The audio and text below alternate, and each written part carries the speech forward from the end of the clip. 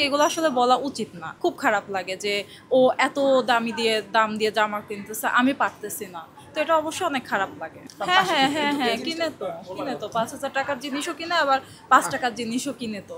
কিন্তু আসলে এই যে আমি এত টাকার, আমার মানে বাজেট এত টাকা, আসলে এটা এরকম বলা ঠিক। যার যতটুকু সামর্থ্য তার সামর্থ্য অনুযায়ী কেনাই। আসলে এটা করা ঠিক না, কারণ যেহেতু আমাদের দেশ বলতে গেলে মানে মধ্যবিত্ত এবং দরিদ্র মানুষই বেশি, এজন্য কারো সামর্থ্য থাকলে সেটা উচিত না, বরঞ্চ একটা যে জাকাতের বিষয় আছে সেই ক্ষেত্রে যদি টাকাটা খরচ করা যায় তাহলে মনে হয় যে খুবই ভালো। মার্কেটে বাজেট নিয়ে আসি নাই, চেষ্টা করতেছি নেওয়ার জন্য। বাজেট নিয়ে আমি কোনো কাজ করি না, কারণ আমরা অল্প অল্প আয়ের লোক, তো আমরা বাজেট নিয়ে করতে পারি না। আমি এত টাকা আমার বাজেট 40,000 50,000, এগুলো আসলে শো অফ ছাড়া কিছুই না। পাশের বাসার আন্টিরা কত টাকা দিয়ে কিনলো না কিনলো আমার তাতে কি যায়, মানে আমার যতটুকু সামর্থ্য বা আমার যেটা আমি সেটাই কিনবো। দেখা গেল তারা 2,000 টাকা দামে একটা জিনিস কিনেও বলে কি যে আমার ড্রেসটার দাম 10,000 টাকা, মানে এক্সাজারেট করে বলে। বিশেষ করে নতুন জেনারেশন যদি এটা শিখে, এটা তো আসলে পজিটিভ কিছু শিখবে না, কারণ আসলে এত শো অফ করা ঠিক না। ভাই এসব বাজেট মজেট কথা বললেন না তো। এই কয়দিন যাবত কন্টেন্ট ক্রিয়েটাররা যা শুরু করছে, আর কিছু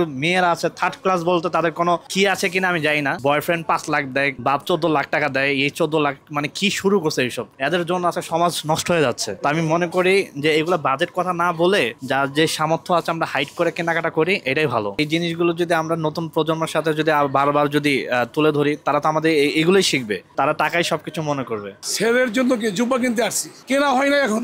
উনি দাম বলতেছে, আমরা দাম বলতেছি, বার্গেনিং চলতেছে, এখনো মুআমালাত মুআশারাত মোকাম্মাল হয় নাই। ওরা দাম চাই 3,000 টাকা, বেশি 1,500 টাকা।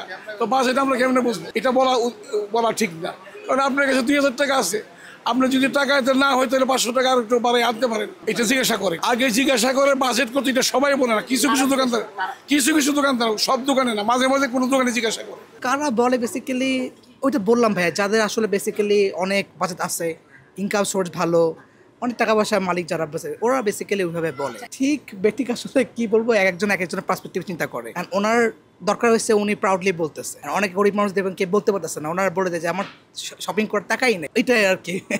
আমরা বলি না যে আমি এই টাকাটা আমি আজকে এবার গরিব মিসকিনকে দিব বা কাউকে দিব, এগুলো কিন্তু আমরা বলি না। আমরা শুধু বলি যে আমরা বাজেট এত টাকা, আমরা এত টাকা কেনাকাটা করব।